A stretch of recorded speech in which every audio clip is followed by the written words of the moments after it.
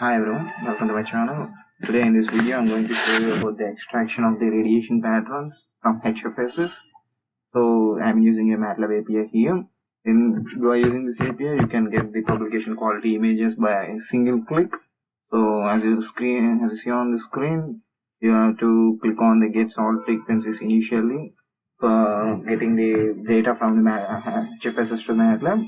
And then if you want to compare the simulated data with measured, you have to check the measured data and then click on the visualize pattern. As you see on the screen, the pattern will be made visible and this will be saved in the current MATLAB folder under the name plot.jpg. You can have a look at it as I'm showing in the video. So opening outside the MATLAB, and this is how the reduced pattern will look like.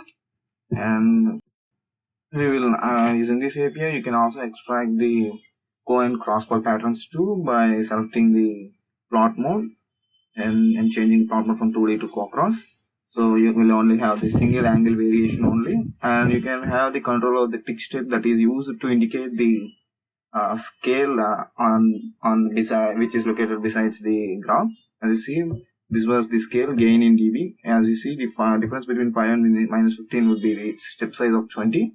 And this is how you can control the appearance of the scale, and the labeling is also very fine to have a nice view when it is placed in a manuscript. And I will show you that manuscript too. As you can see, this is the going cross pol pattern that is created in the MATLAB, and we will see the sample manuscript.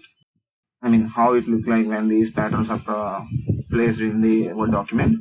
And as far as the look has been concerned, everything is appearing to the naked eye when the paper is fitted to the 100% zoom.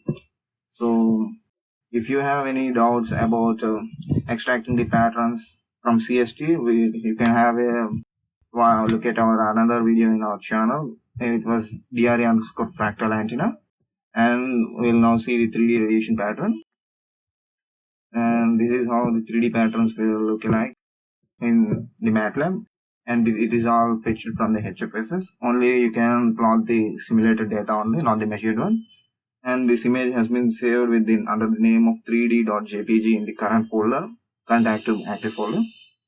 And I will show you how it looks like when it is placed in manuscript, the 3D patterns. So this is how you can use our radiation pattern API for publication quality images. Hope you like this video. Thanks for watching.